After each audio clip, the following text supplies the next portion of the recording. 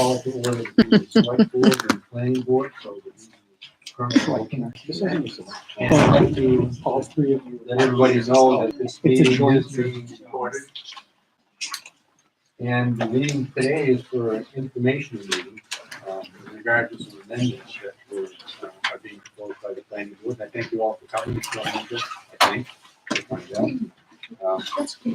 So I'd like to, the agenda for today, I think is, we'd like to present, make a little presentation that shows the amendments that are being proposed.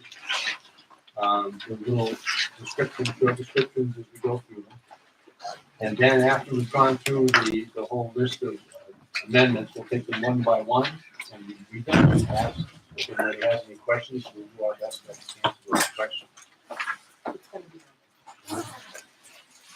So we'll start with this presentation. We had some bullet points and be able to read up on those.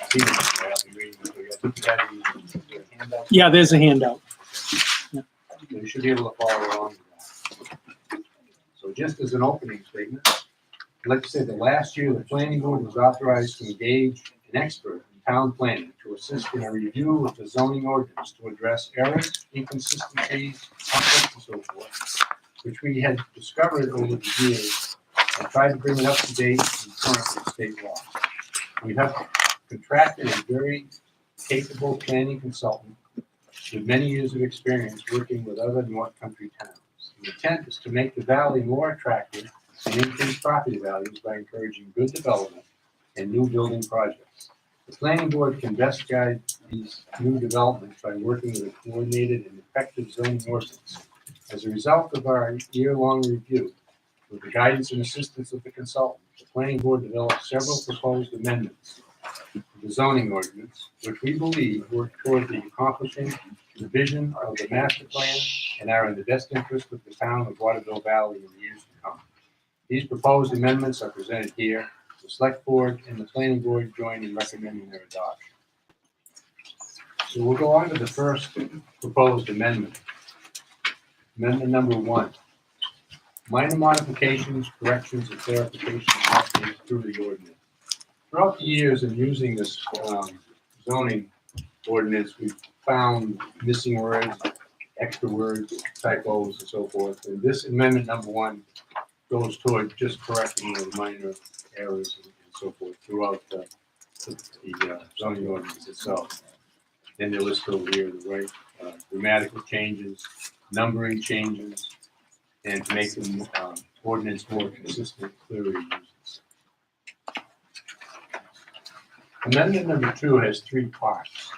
The first part, number 2A, modify allowed uses in each zoning district to increase opportunities for business and recreation and change definitions accordingly. The current ordinance has language throughout the ordinance itself. Proposed changes are uses are moved between uses by right, accessory uses, and special exceptions. I don't know if you're familiar with the zoning ordinance, but they do list permitted uses, accessory uses, and so forth for each of the individual zoning ordinance. And what we have done is move some of them, eliminate some of them, add some of them, and they're all available for viewing on the online copy of the ordinance itself. Uses are deleted from and added to specific zoning districts, and language is changed throughout Article 4. There's quite a few changes in the usage, and they can be seen, as I said, on the website.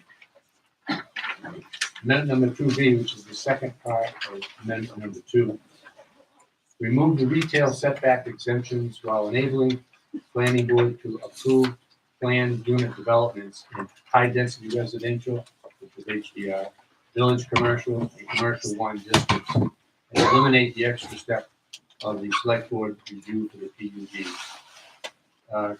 Currently, there are setback exemptions in a couple of these zones, which allow you set the setbacks for these particular retail outfits, and then all of a sudden you put a setback exemption in, so it no longer apply. So we remove that exemption and put the allowable plan unit development use into those Zones. those zoning districts Yeah. in order to be able to have some control over the setbacks for the retail outlets. So just to review it, the current ordinance, Article 5, Section O, planned unit development, submission to and approval by the planning board.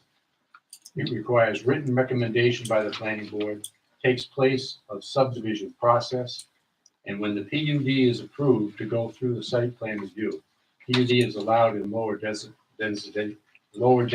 residential zoning districts. The planned unit development is a two-part thing. You go through a review of the developer to allow a certain portion of land to be developed as a planned unit development. It improves the ability to use the land in an effective way, promotes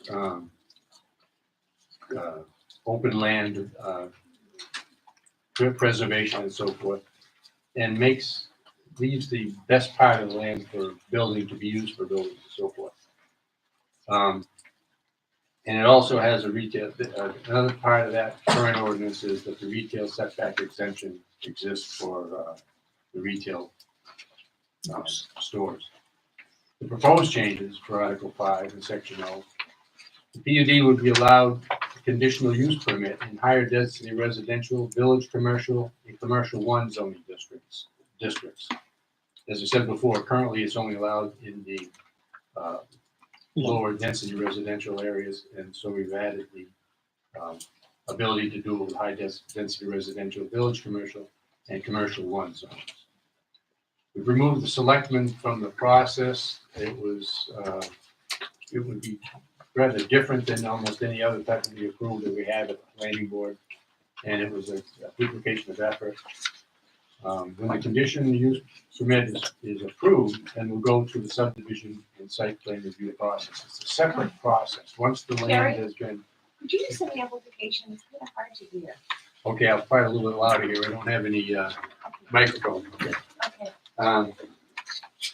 Once the portion of land is approved for or as a planned unit development, then it has to be further approved for the subdivision, if there's going to be one occur, and the site plan review, just as it would be in a regular piece of land. What that does is, by making it a PUD, it allows us to make some exceptions or make better use of the portion of land in the way it's subdivided. It's particularly good up in this area in New England because of the topography and the physical features in the land, mountains, lakes, brooks, high sloped areas and so forth. A place out in Kansas, you might divide up and just cookie cutter type of lots, but in New Hampshire, where it's not flat and dry all over the place, it's best to take a portion of land and use it that might be best suited for buildings and concentrate the buildings in that portion while leaving the wet areas open, preserved, and sloped areas with original vegetation. So it has its good uses and purpose. And it can be very useful in the high density residential, village commercial, and commercial, just as it can be in the low density residential. That's why we added those in. The third part of amendment number 2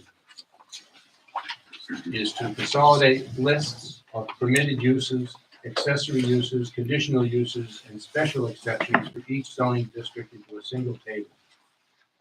In the current ordinance, the language is throughout the ordinance. And in the new ordinance, it would be in a tabular form, much easier to refer to. If you've gone through it to determine what uses are allowed in what zoning districts, you notice it's a little bit difficult to find what it is that you want the way it is right now. Because as you go through each zoning district, it's listed among other things that this is approved, this is approved, and this is by accessory and so forth.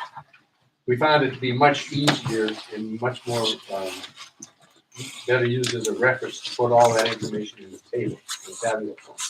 So you'll find the use in the column, in the left-hand title column, and the zoning district heading in the top horizontal row, so that you can go down through and following down through each column that the uses are allowed in any particular district. Much more useful that way. And in amendment number 3, that was the end of, you had 2, A, B, and C. Number 3, amend Article 4H9A by reducing the front setbacks in commercial C1 district from 35 feet to 20 feet. The current ordinance has a setback of 35 feet from the road to the, or from the right of way to the front of the building in the C1 zone. That's been reduced to 20 feet. And this is only in the commercial 1 district. This is to allow for a little bit more concentrated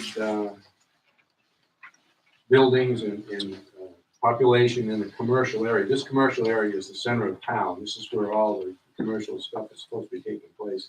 And we're trying to give as much flexibility and as much room for that to occur, to eliminate wasted open space in the commercial area. Terry, can you just point on the map to where the commercial 1 space Sure, is? yeah. Because I don't think a lot of us are familiar with that. Right around the pond. That is the commercial 1 area right there where we're hoping to. This area, right? That's it. So the pond is right there, the arena right above the pond It goes over to the Black Bear goes over to the Black Bear. and all the that- parking. There you go. Yep, and all the parking lots. That's the area. That's C1, this is VC, VC, Yep, VC down there Yep. too, where Forest Hill. yep.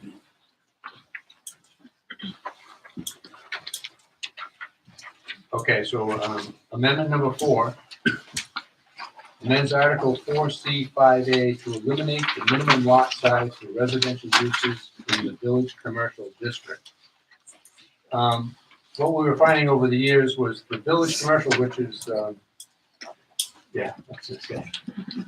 The idea is to have the most densely populated and business area in the center of town. And if you were to go to the outer limits of that, ideally, it would be the village commercial area, which is somewhat less dense, but allows businesses and residences together. So it's kind of like a village atmosphere.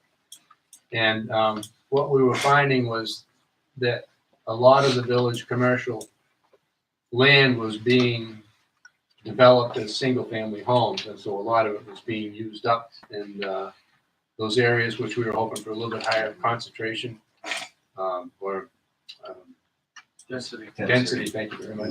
Yeah, it was being sold off and developed with large lots, and so we were losing that required density. So by eliminating the minimum lot size for a single family home, we at least will allow if they are going to go residential, which we don't have any power over, then they at least could be a little bit more concentrated and get a little more density out of those areas. So that was the purpose. What's the size now? There is no size. Half Oh, acre. currently it's half acre, yes. To be changed. So that the current ordinance, minimum lot size only for residential. There is no minimum lot size for anything else in the village commercial, only the residential for some strange reason, I'm not sure why.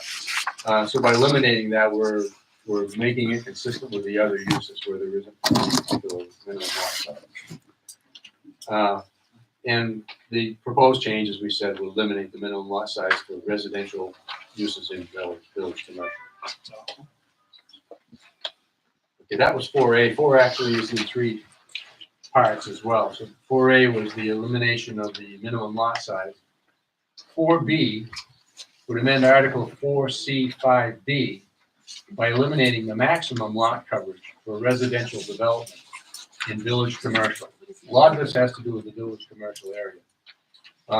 There is in zone VC, the regulation now currently identifies the maximum lot size coverage for residential residences only.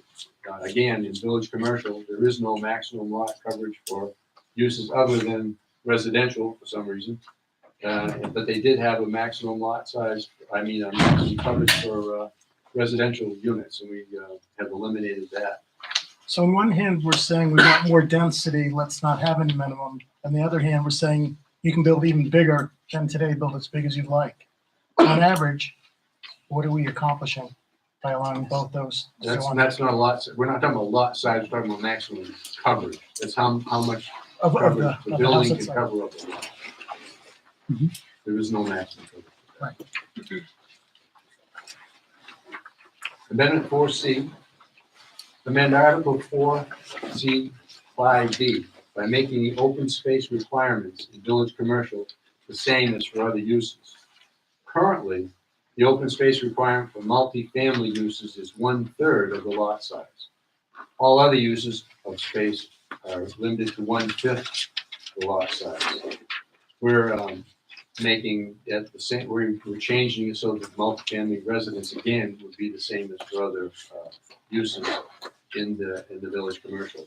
There's no particular reason for the dwelling to be treated differently than the other uses that are in that zone. Amendment 5 would modify the parking requirements and give the planning board authority to approve more flexible parking arrangements. This is under 5B and C. Currently, the language is shown in 5B and C and it's available for you to review. And the proposed changes would make parking spaces required for new and expanded buildings.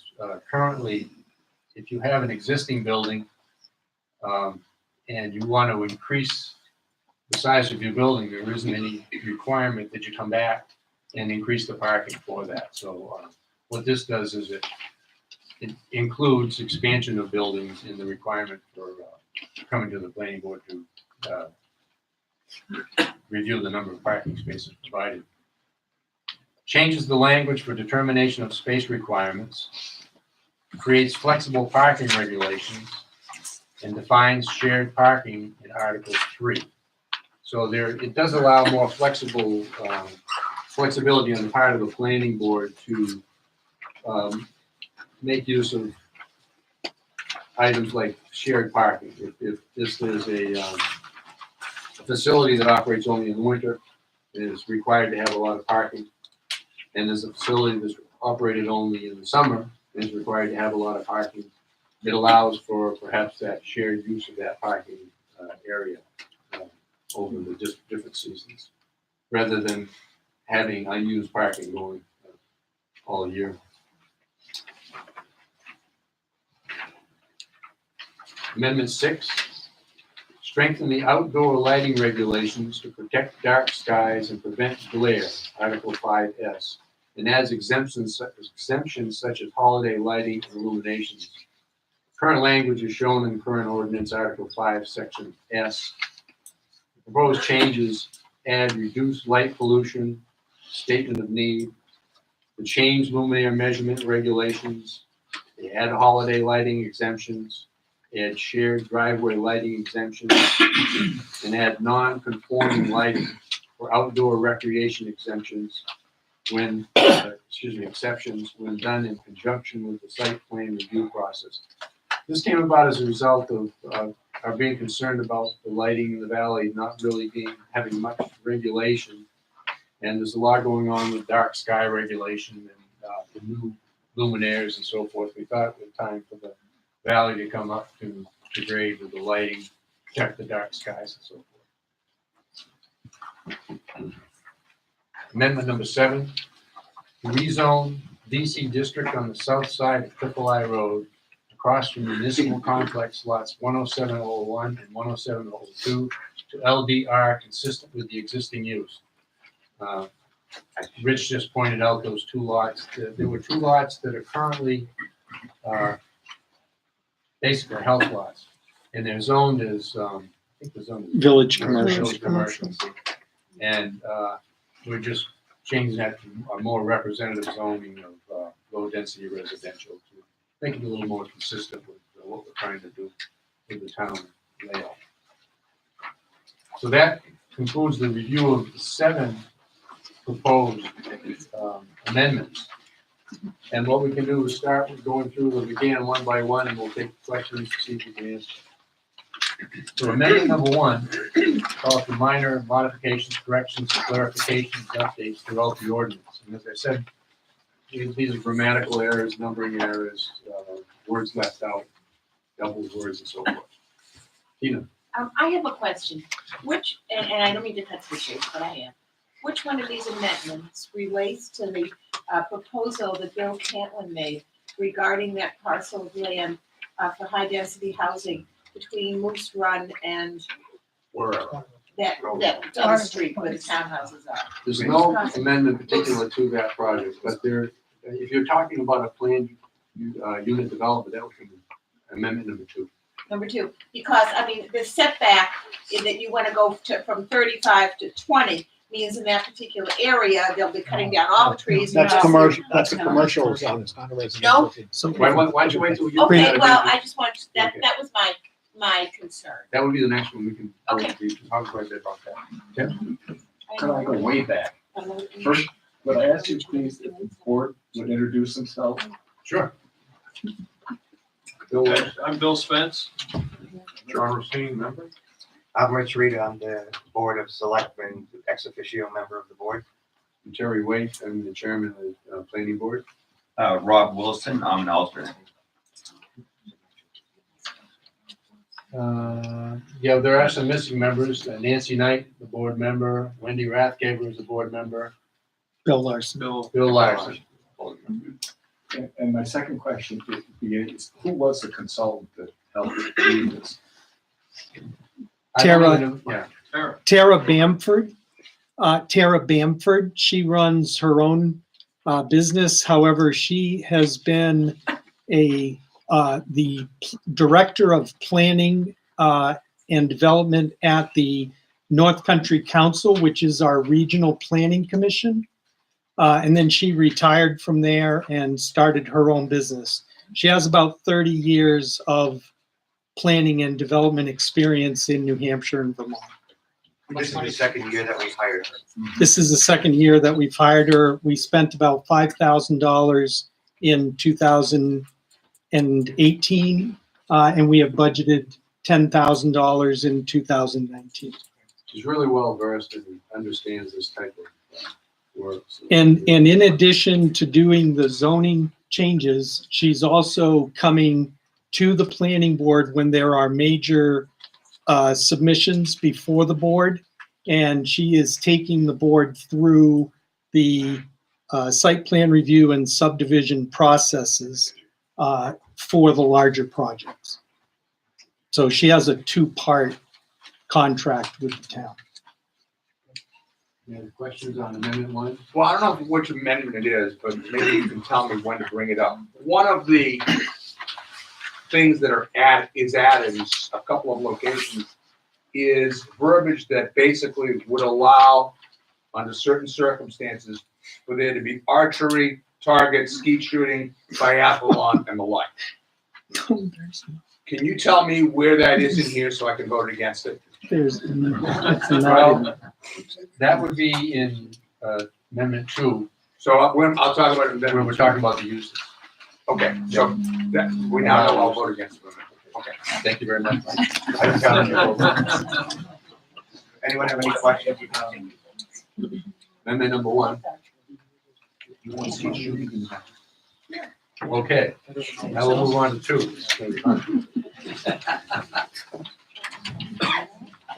Okay, first 2A is to modify allowed uses in each zoning district to increase opportunities for business recreation and change definitions accordingly.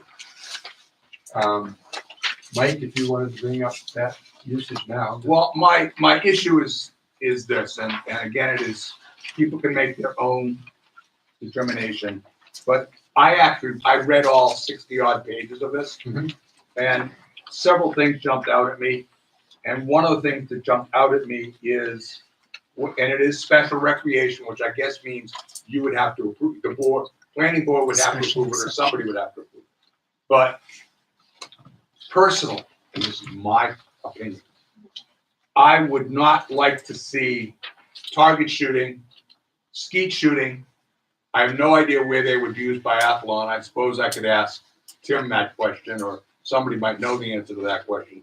But my general feeling is target and skeet shooting, and I've done target shooting. What I've zone done are you, skeet what shooting. zone are you talking about?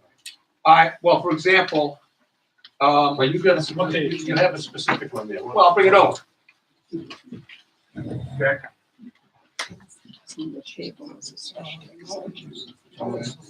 It's a special exception. Well, but I don't want it there at all. All right?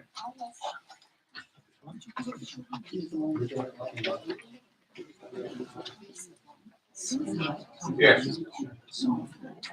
Okay, so it's added as a special exception. Well, I mean, I understand. My issue is, No, I just want to make sure. right, it is in there, even though I was. It is in there, and my feeling is, and I understand it has to be approved, and I understand all of those things. My gut tells me it is not something I would want under any situation, but that's just my opinion, and it is in there in more than one zone. So, I don't have to go through all of them. I'm sure you know all of them. So you've been through all of them, and I'm sure there's a reason why it's in there. I just don't know why it would be in there. And I guess I'm looking for a reason why it's in there, so, and I'm told, because I asked the question ahead of time, whether or not it is something that I could bring up at the meeting to eliminate, and I'm told I can't, that the warrants are either yes or no. Right. And basically, this is something that because it's in there, I have to vote no. And you vote no, it means you're voting no for all three parts of two. Because of the way it is in there, it is something Just that wanna I make that feel plain. strongly enough Right. that because it is in there, there's a reason that it's in there. Right. And I'm sure there's a reason that it's in. I'm looking for the reason that it's in there. Okay. Are they all special exemption uses? No, there are basically three uses. There's permitted, accessory No, I use. understand, but the one that he's worried about, is that a special? The one he showed me was special exception, which has its own process that has to be gone through. Through the zoning board and then to the planning board. Yeah. I understand all that. And then, but I'm not sure that it wasn't shown somewhere else in the current one. That's why I was It wondering. may have been, Well, but as I showed you, it is the blue underline. but it And may have been I'm moved not, whatever, but I couldn't find it. it may have been moved from permitted to a special exception or something like that. Without, there's so many of them, I couldn't tell you right now, but for the moment. But if you had the specific one, we could look through and find Well, I out. showed you this one of them. One of them. There were two more. Yeah, Terry, in your table, it has it laid out towards the end of the document. It The has it table, laid out. the table is current, yes, but I mean, the table is the proposed, but I'm wondering if it might And have it been. has it listed as accessory special exception across all of the places where it might be allowed if the zoning board approves and the planning board approves. But you're absolutely right, Mark. My feeling is, and I understand what we have to go through. This is not my first rodeo in dealing with zoning. All right? I've been involved with lots of these, and I'd like to say in my former life. My feeling is, I feel very strongly about this and some other things. My feeling is strong enough about that, and which is why I asked the question initially whether or not at the meeting I could have it removed, and I was told I couldn't. So my feeling is so strong about target shooting in the valley, skeet shooting in the valley, and especially since people can't tell me why it's in there. I mean, Terry, you know where I live. I do, but I You've guess been welcome to come over and explain it to me. with a special exception, that would be a reasonable argument to not allow it to happen, if you had real concerns about that. I have real concerns about it, but I'm not there. Okay, well, okay, thank you, Mike, that's understood. Any other questions on I have another question. Okay? When it talks about, and I don't know if there's anything with a 5-acre lot that would allow somebody to have a farm. I don't know if that exists or not.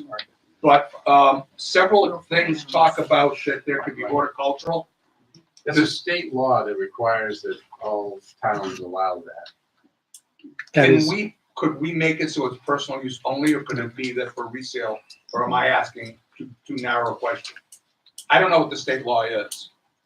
I'm not a lawyer, trust me. But this is the language that we've come up to abide by the state law. We are bound to do that, so that's why it's in there. I will find that out. Okay. I don't think anybody's planning on farm animals. Just got to keep- But if they were, they need 5 acres. Yeah, well, Yeah, well, we can, there are some. That's a uses by right. Yes.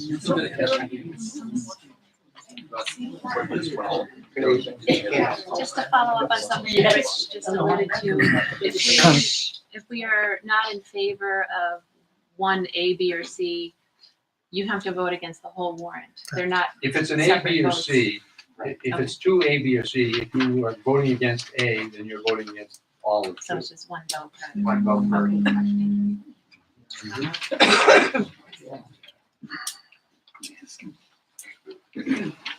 Any questions on two A? Now, why did you combine those three? So there is not three goals. Well, that was a long, hard road. We had to figure out how to combine them. You know, it's a trade-off between having 20 amendments, which is a big list of amendments for people to look at, or one big one that you're gonna look at, so split up as best we thought.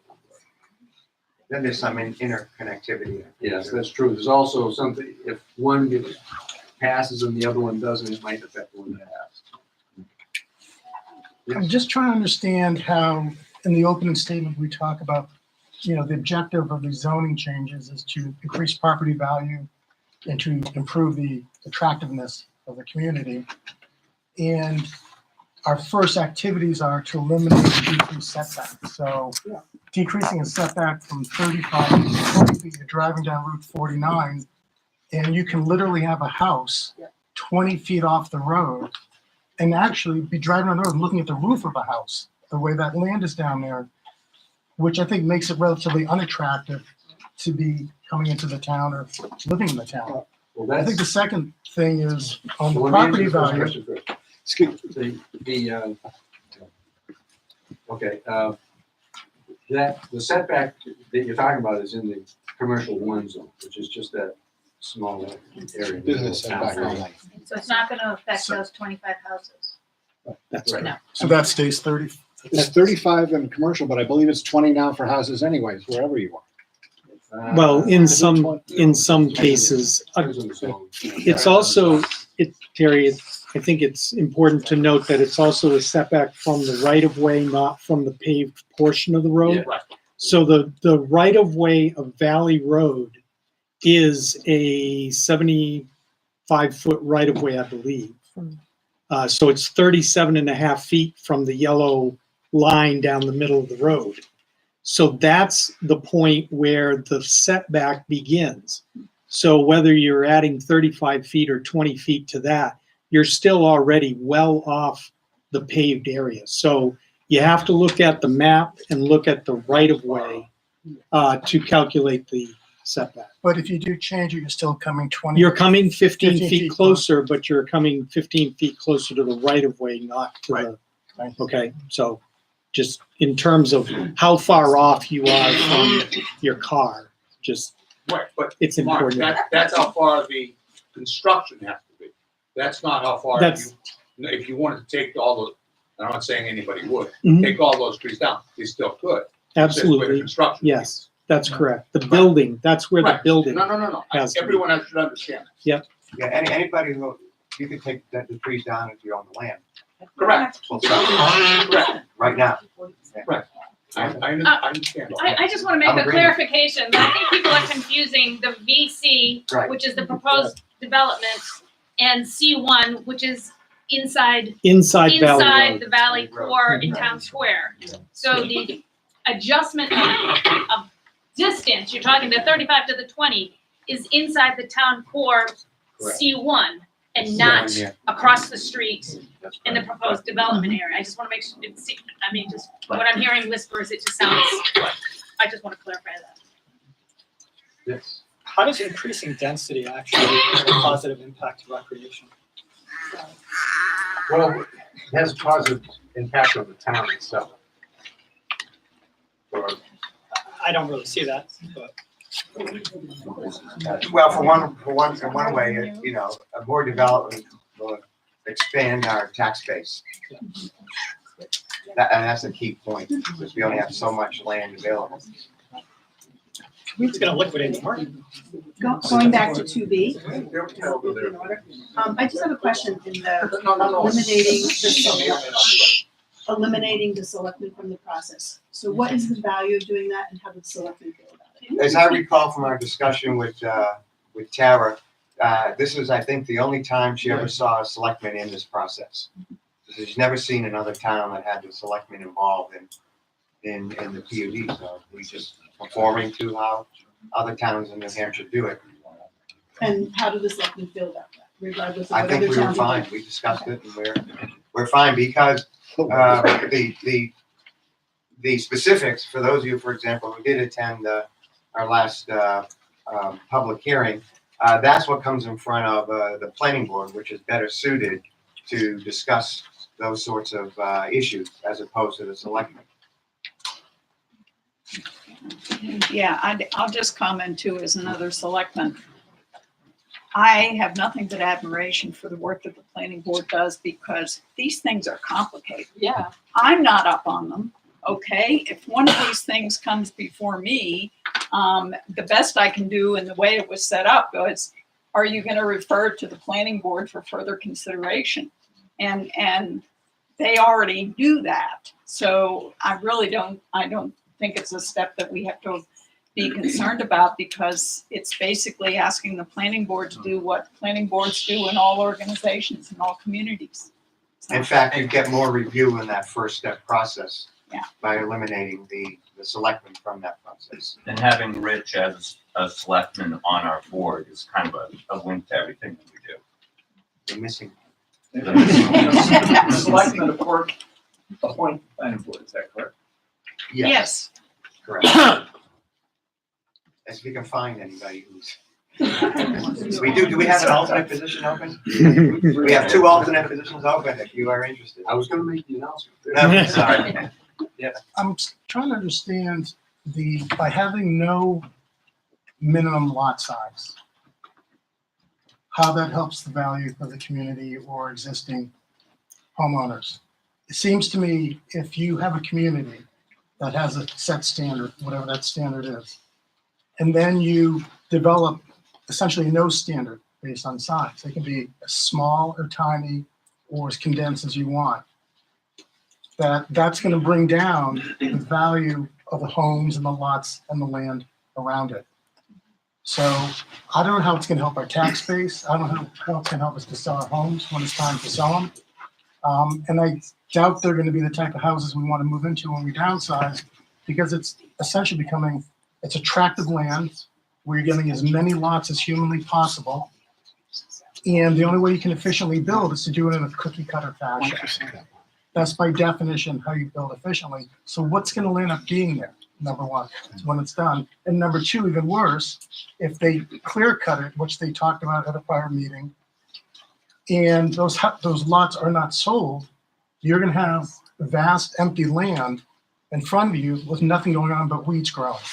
And we've already seen that in the valley with certain neighborhoods. So on Lost Pass, some people bought extra lots, they can't sell them.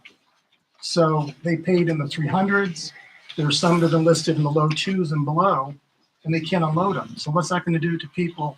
So there's land today that can be purchased. Let's and get to built the on. question. Let's answer your question.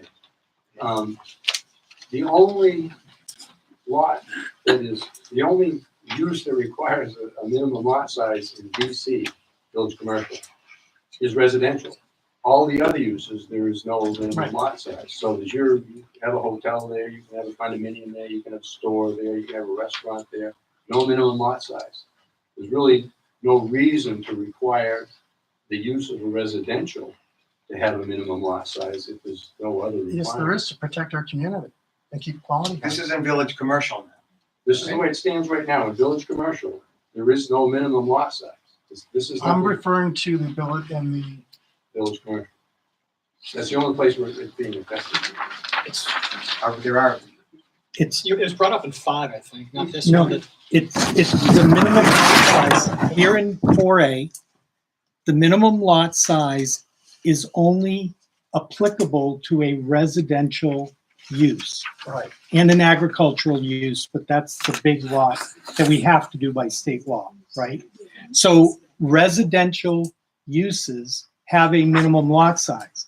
However, like Terry just said, if it's a commercial development, then they can build that on the smallest piece of land available, okay? But that's not a house. So, that's not. right, it's not a house, I understand that, but, so the only change in the village commercial zone only, okay, not low-density residential, high-density residential, whatever, the only change is to eliminate that minimum lot size for a home, for a residential use. That's the only change. You can already take that property and clear cut it and put commercial development in it. Build a condominium. Build a condominium, whatever. Okay, you can do that. So the change that's being proposed is just to make that the same for all of the uses except that agricultural use that we can't affect How anyway. small of a house can fit there? 300 square feet? I don't know what's the smallest store that could fit there, 300 square feet. You know, I mean, you're talking the same size uses. It's a village commercial zone, Mark, so. it's not the same. Well- It's not the same talking about if you build a strip mall there, which I don't think any of us would want, number one. Which you could do, you could do it theoretically, you could build a strip mall there, You can. theoretically. But what we're saying is, let's suppose you decide not to build a strip mall there and not to build a condominium there. Yeah. Right? What we're saying is, we're going from having a minimum lot size to effectively having no minimum lot size. Okay. And no minimum lot size, I think, is the thing that is giving us, is pause an effective word? Is giving us, and Terry, you're not gonna laugh about it, right? But, and I will volunteer to be an alternate, by the way. Fine, great. But it is, a no minimum lot size is what is giving us pause, not negative, Okay. pause. Well, that's what the board I is understand. looking at. It's not all of us that is giving pause. to. No. What pause doesn't mean yes or no. No, it's not all of us that it's giving pause to. Oh, I Some of us understand. are in favor of this. That's Okay? pause I'm doesn't mean just saying, positive do or not negative. include everyone. Pause doesn't mean negative or positive. It means I want to think about it. Pause. I think we're confusing the zoning with the circulating view of what the rest of Moose Run might look like.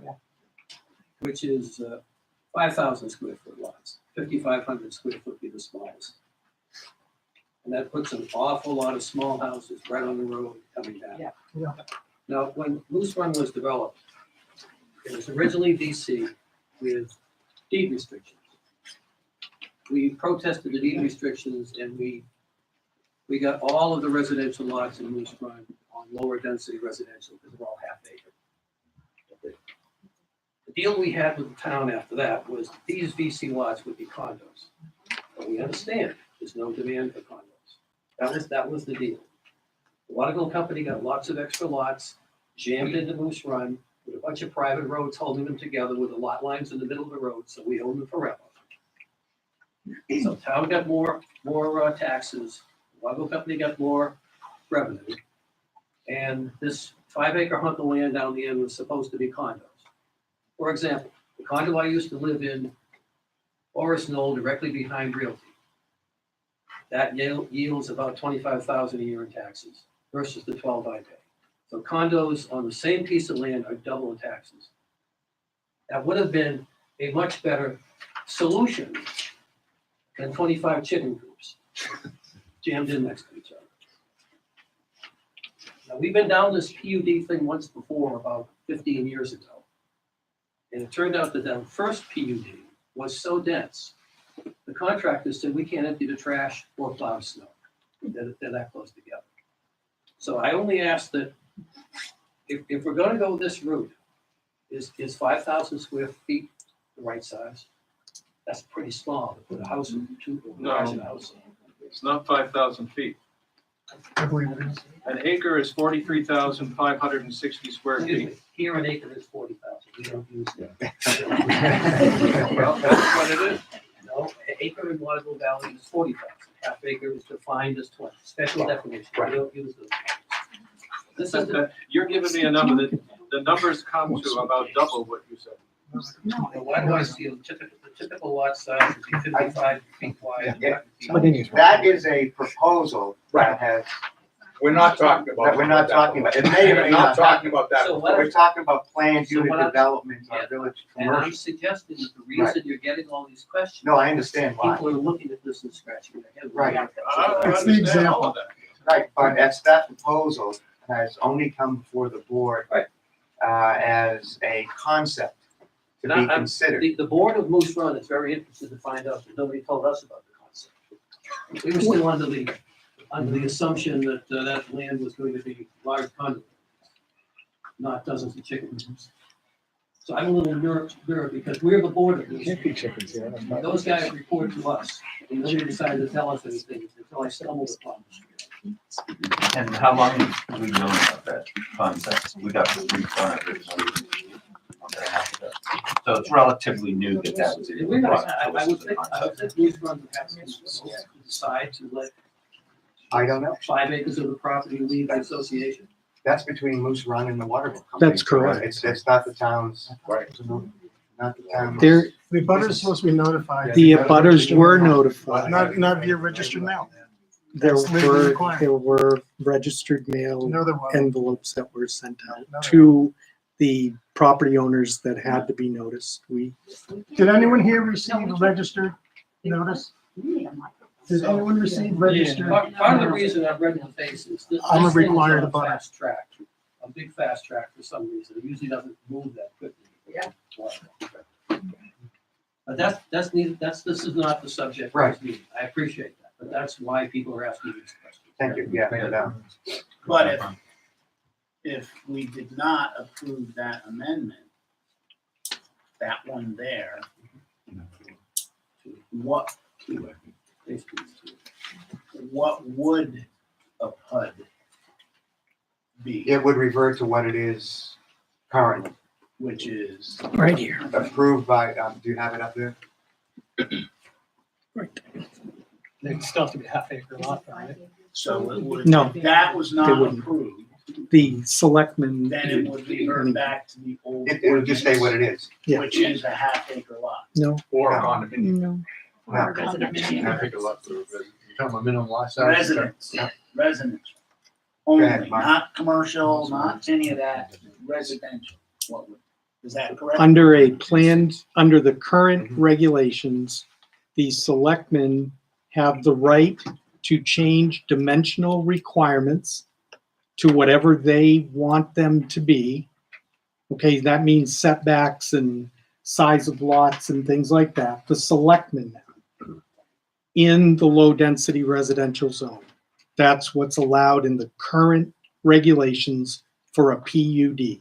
But what about in village commercial? It's not allowed in the PUD.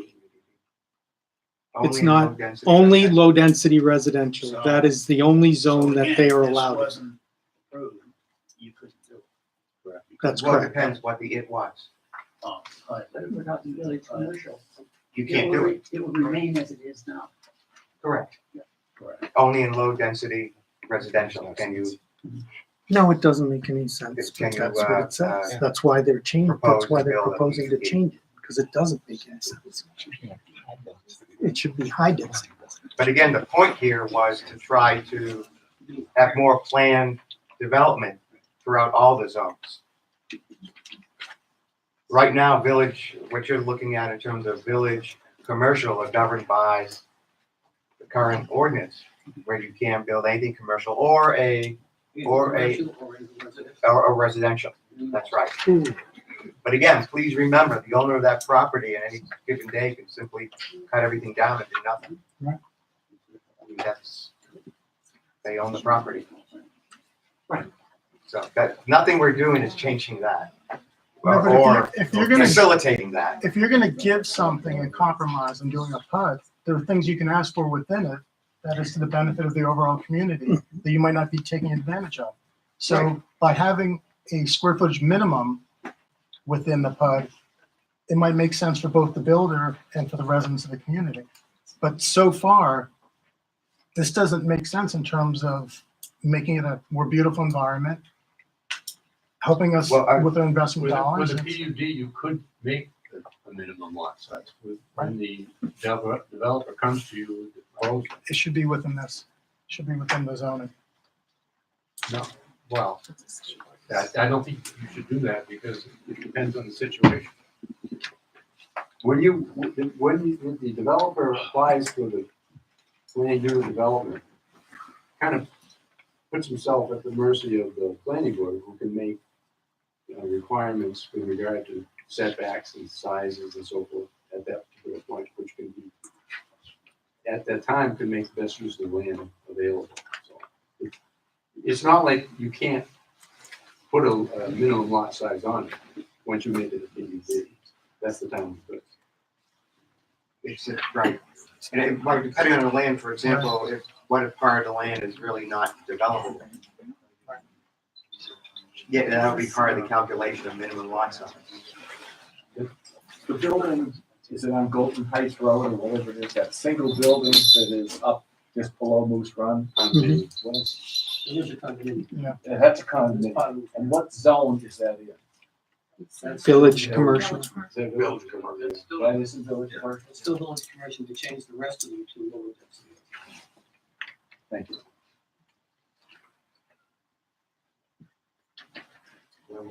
Any other questions on 2B? 2C, consolidate lists of permitted uses, accessory uses, conditional uses, and special exceptions for each zoning district into a single table. I think you will agree that the table is much easier to use than one that the way we're listed right now. Much improved. Yeah, much improved. It helps us a lot. I know that. Any questions on the tabulated uses? Okay, Amendment 3, amend Article 4H9A by reducing the front setback in commercial C1 from 35 to 20. We've kind of gone over that already, but anybody have any more questions on that?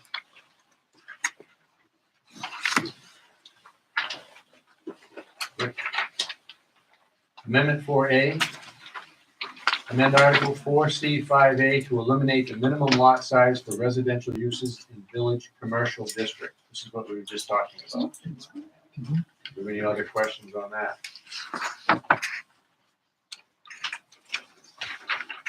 4B, amend Article 4C5B by eliminating maximum lot coverage for residential development in village commercial district. This is currently there's a requirement that you can't have more than a particular square footage of the building covering a percentage of a lot.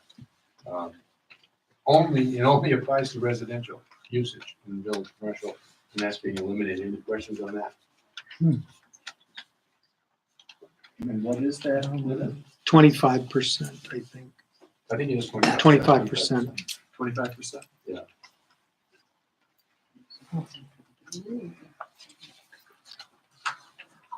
Four C. 4C, amend Article 4C5D by making the open space requirements of village commercial the same for all of the uses. This is, again, another situation where, for some reason, the residential requirement is different than all other residential and all other uses in that zone. Just to reiterate, the current requirement for open space for residential is 1/3 of the lot size. But it's not residential use, Terry. It's multifamily dwelling. Oh, it's only So any other type of residential use in the VC has a 1/5 lot coverage. So the only change in this is the multifamily dwellings, eliminating that 1/3.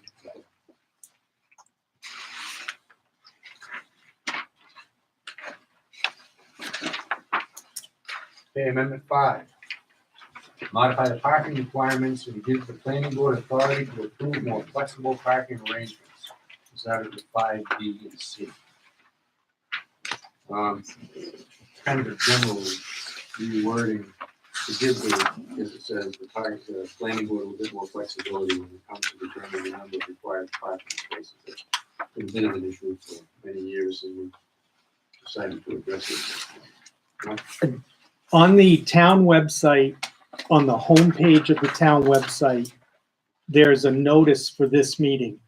If you click on that notice, at the bottom of the page that you're redirected to, there's a copy of all of the changes.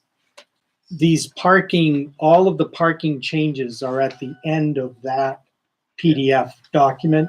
So you can see all of the additions and subtractions that have been done as part of the parking changes. That have been done or are proposed. They're being proposed, yeah.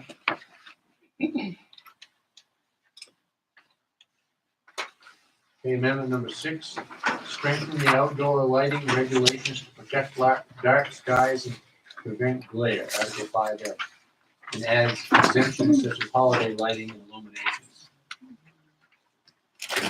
That's similar to what Mark was Yeah, talking about in the parking. I think if you go to And that it's right second- after the parking, all the lighting changes are there also. Yeah, if you All go to the this new one, language. where you start to stop on more recent lighting regulations. And how, if this is passed, how would the ordinance be monitored? Who would monitor what, who has the responsibility to? A lot of discussion around that. I'm sorry, I just curious, because right Fair now, question. I mean, if you come up to my house and you look, there is nothing being done as far as lighting goes. I mean, it's just, there's no more dark We do not sky. have as a town a lighting enforcement officer. Well, The we first step have would be a, to get the regulations. we have a code enforcement officer. We have a code enforcement Yeah. officer. But first you need the. We need to have the ordinance updated to have something to, Now, is there any lights that are in violation of this now? No.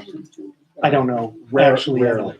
I don't know, just interesting. We've had situations where people have proposed things where we've looked at it and it has violated our dark sky ordinance, and they've changed the plan because of it. Any other But- questions? Yeah, the enforcement is through the Board of Selectmen. If you have something that you feel violates the zoning ordinance, the enforcement authority is the Board of Selectmen and the code enforcement officer. That's how you let people know.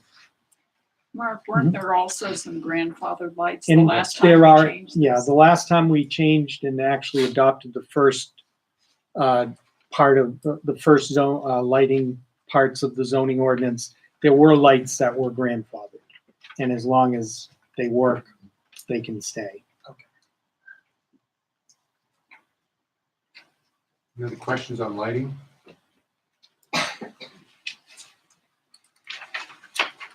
Okay, amendment 7, rezone the DC district from the south side of Nikolai Road, across from the municipal complex, like 107,001, 107,002, to LDR, consistent with the current use. Which pointed those two lots at the extreme lower left on the opposite side of Triple I Road from the town office. Being changed from village commercial to low density residential.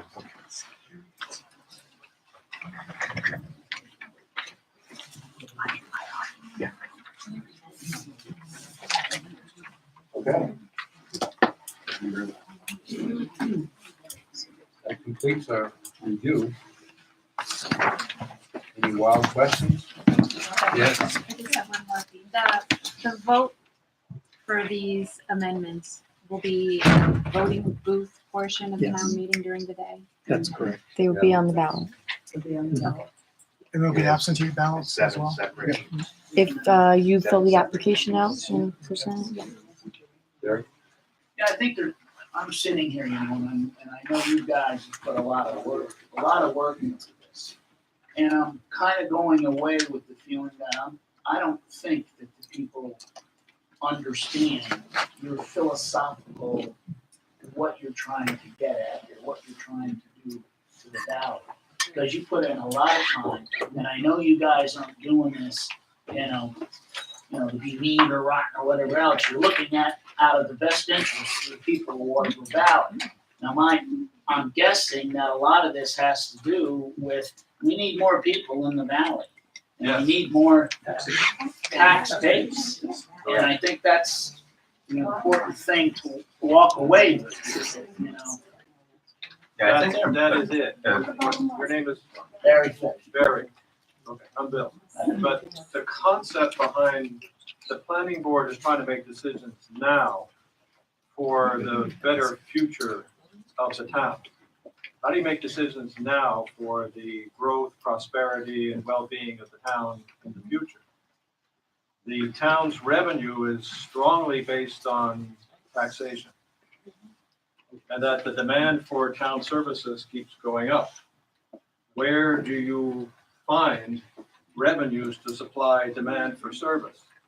Especially as property values go down. Property values have been stagnant and Have actually gone down. gone right? down. There are people in here who know a lot more about real estate than we do. But to encourage the value of properties in the town, development is one feature that can make that happen. Yeah, I think a theme was how do we make Waterville more attractive to developers? Well, there hasn't been any development recently.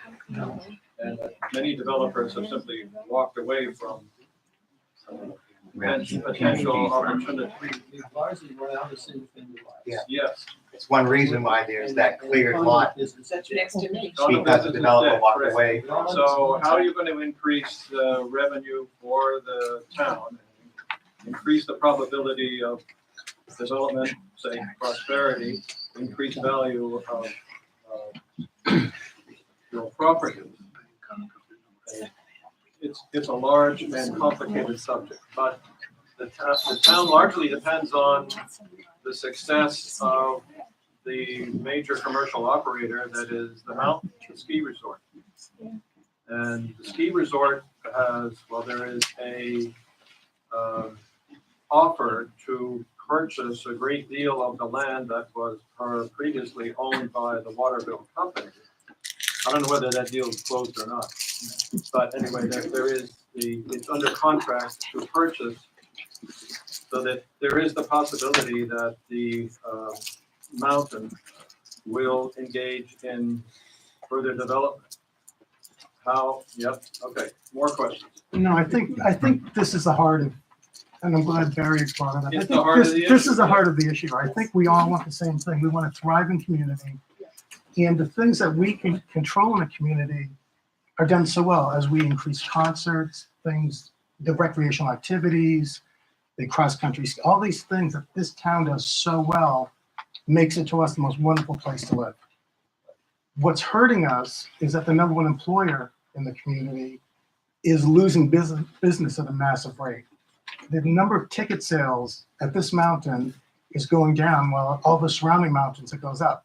As ticket sales go up and people come to the community, they purchase, they build, they do things. All true. So I feel like the biggest trend is the primary employer is not having success. That's We why I was can't trying to control that. Address that to a minor degree because we don't have any control over it. Exactly. But what we can't do in the meantime, in my opinion, is we don't want to give away what's good about our community. If the lots are too small, we're going to go down the hole. And that's my concern. It's not necessarily true, and I'm not in any way in favor of whatever a developer brings to the planning board. But if there are no developers bringing anything, then, you know, where you won't have any development. So does the Point planning is board that- keep total control of the PUD project? Yes. Yes. So the style of the house, the location on the lot. So for instance, the whole world of development of housing is going away from I'll use the tract term. I know, I don't mean it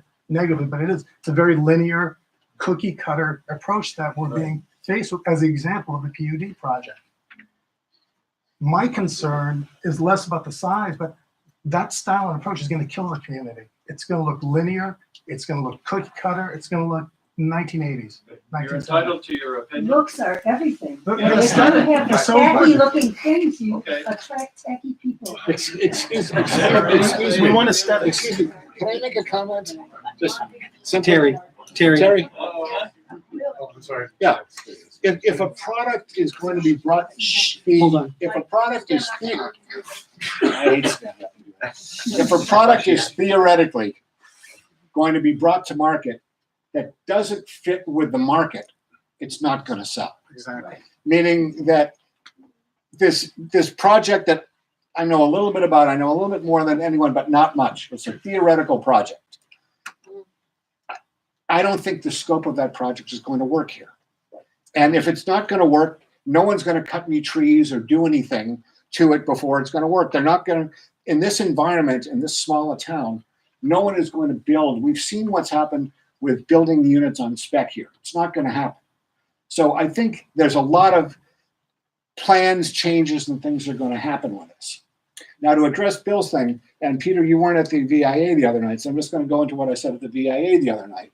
One of the things that's going to try to build this town back, based on the people in the town, not on the mountain, is going to be these new initiatives you're going to see through the town and the recreation department, through our hiking programs, and try and make this an epicenter of hiking for central New Hampshire. I was trying to go Yeah, there. yeah, well, I'm going there now. Okay. But that's what the initiative the town has taken to build people and bring people in who are going to fall in love with the beauty of our town. Who are going to want things, Peter, like you said, the way things are here. We're not going to get a clear-cut track that's going to be 8 feet off the road because no one wants that and no one's going to buy that. I don't know about the zoning changes. I'm not going to make a comment on them because I am an employee of the Waterville company. It does this. I've stayed completely away from these things. Do I think this is the best thing? Probably not. I think more work needs to be done on what we're talking about here. And because we're creating rules, laws, and bylaws, we need to really look at what these words say. These are great steps, and I admire you guys, and especially working with a consultant, to come and bring this stuff into a uniform plan, because eventually a developer is going to come here, and they're going to want to know what the rules are. They're not going to want to have to come and wait and go to 6 different planning board meetings before they get an approval of something that they've got money in the ground and everything else. So I think that's the direction we're heading in, and that's the direction we need to go in. But realistically, people are not going to buy into our valley if the product is not conducive to what our valley is. Nor a developer is going to come in if the process is so daunting. That's right. And one of the things we worked with, one of the, I won't call it a marching order, but one of the aspects of hiring the consultant was to go over what is it that we want and how best can we control development of what we have left, because we do need some kind of development. And we've heard time and again on the planning board that our process and some of our ordinances are so standoffish for developers that they don't come. And we're looking for a way to have, they can come in front of us, whoever's on the board, but the board still has a say in what happens. What drives them, what particular things drives the developers away? What ordinances that we have? Ambiguity. Ambiguity, yes, ambiguity. Worst of all, ambiguity. Ambiguity. Thank you. Let me. This is not my first rodeo. I've been involved with a lot of my clients that did a lot of work with a lot of zoning from beginning to end. And what was just said is absolute, and this is not to say I agree with you, but the worst of all worlds, in almost anything, anybody that's been involved in business knows the worst thing that you can have is not knowing the rules. And you're absolutely right. We need clarification of the rules. Is this the right clarification? we'll decide that next month. But we need clarification of the rules, absolutely. These changes to village commercial, when I'm looking at the map, there appear to be 4 plots or 4 areas that are village commercial. 3 of them are already pretty much completely developed. Yes. So all these changes will apply to only that one section. That's the only piece left. Yeah, that's what I'm saying. There's a little bit, So it's just basically. a little bit there, and it's here. And how big is that? Which one? This one? I mean, how many acres? This one? That's 5.5 acres. Yeah.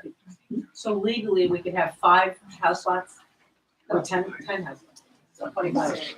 If we have acre. Well, I don't. That's. That where no, the- that's- They're trying to put 5 per acre. There's a lot of land that's not buildable. There's a What is the wetlands? Mike, you might be able, Mike Aronson, what would be the smallest plot of land somebody could put a house on? Well, we've got that little piece of land on the corner where the transformer is, going on Noon Peak Road next to the phone company. That's a buildable lot. It is a It's a buildable lot, buildable and we lot. figured it out. You can build, based on setbacks and the footprint, you can build about a 736-foot house on that lot. There is nothing to prevent you from doing it. Would someone buy a 736-foot lot on Route 49 and a house? We'll see. But that could be a place for an information booth. Right. This is an incremental process, and this zoning ordinance that we have right now is a lot different than when I first got here 17 years ago. And the planning board has made changes. Look at the first page of the zoning ordinance. Every year, virtually every year, they propose amendments and changes to the zoning ordinance. And that is a living document. It will change every year. And if only a few of these proposed changes are made, other changes will come forward in 2020, etc. They engaged with a professional planner. You may agree with her opinions or not. I disagree with some of the things she says myself, but she has sat down with the board and they have gone through a process to try to make the zoning ordinance a little bit better in 2019 than it has been in the past. And yeah, these changes are not perfect and they may not change, they may change again next year. That's why they're continuing to talk to her. And so I just encourage you to think about what do we have right now and what do the changes implement and vote accordingly, okay? But it is not going to be perfection in 2019, and it's going to keep changing down the road. And if we don't keep up with the market or whatever, then we're not going to have that vibrant community that I think everybody in here wants. And that's, it's been a long process and it's been a lot of back and forth, but that's what happens in these things. You can't change them all perfectly in one fell swoop. So. Yeah, what's the approval, under the proposed changes, what's the approval process? I know you're taking the selectmen out of it, but what is the approval process regarding a specific PUD? Are there public hearings on that? What kind of notification is there on those kinds of things? It's the same process as a subdivision approval or site plan approval. It's the same notification, the same time limitations. But it's done before the subdivision or before the site plan is used. Does that include public hearings? Yes.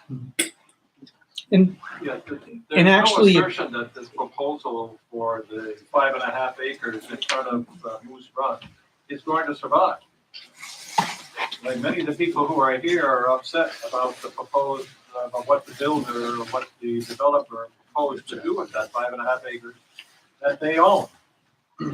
Well, one, we have to give them the right to do it, to propose that, but it goes through this entire process before before he can put the spade in the ground. Yeah, and actually, Possible for him to do it a certain way that he would otherwise be able to do it. well, actually, it strengthens that review process because it adds the conditional use requirement, which means there are public hearings for him to get a PUD, for any developer, to get a PUD approved. And then once the PUD is approved, so there's a public hearing process for that.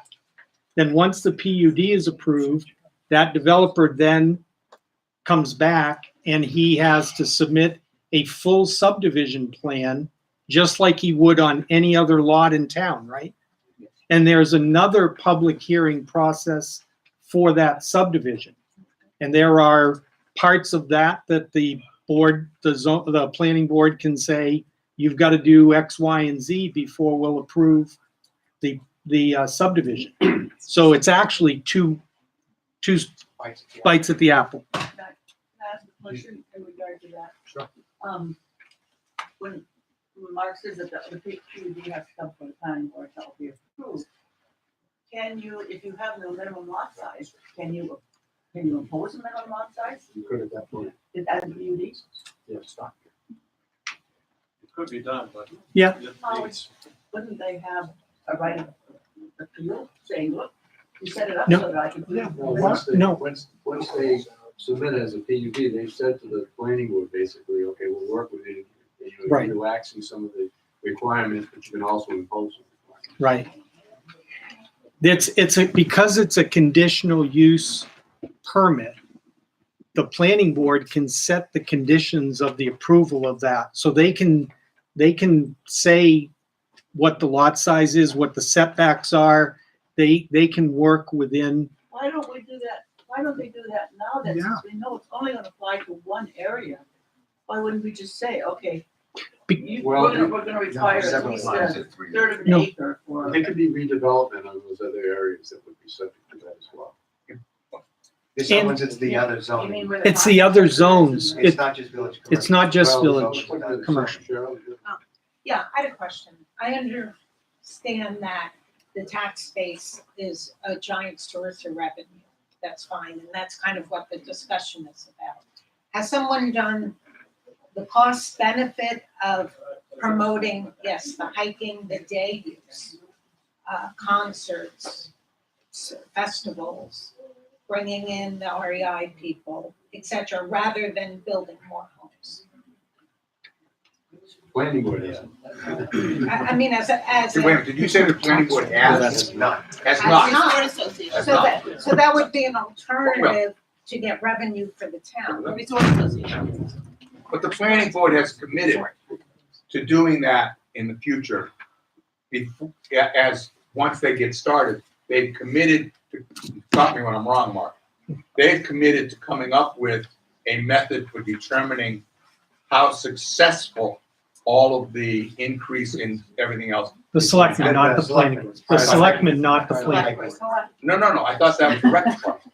No, the recreation department will work Right. to with the determine. selectmen, not the planning board. Right. You just said the But planning board. we will have a Yes, method of there determining. will be a method that we will use to determine. Well, that might The be a impact. very good source of revenue rather than build 25 homes.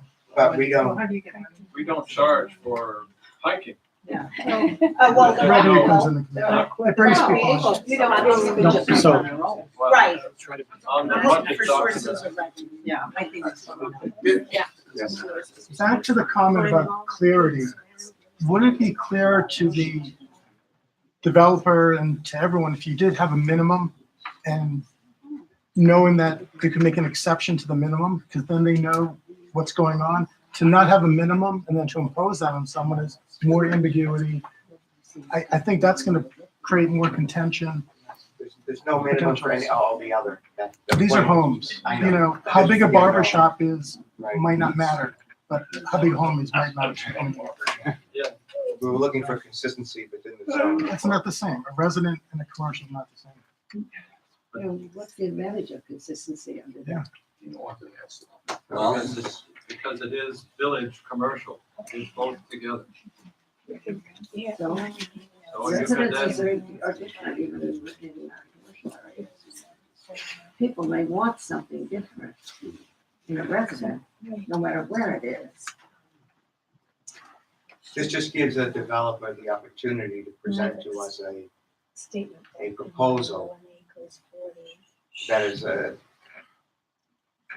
allows them to go beyond what they currently do now when it comes to residences. Yeah, flexibility, thank you. I have a small concern, and I understand all of this. One of the things that Mike mentioned before he left, and everybody else that's been involved in business understands, is the importance of not having ambiguity, of consistency of rules. And one of the things that concerns me a little bit is if someone comes with a PUD to the planning board, don't use the one that's there, but any, and we say, no, 8,000 square feet, 9,000 square feet, whatever is decided, is not big enough, we want something bigger. If that is what happens, every other possible developer is going to know that. So that's why I think when people are saying, rather than having nothing, should we, the town, planning board, not have something, right? Whatever that minimum should be is something we should consider.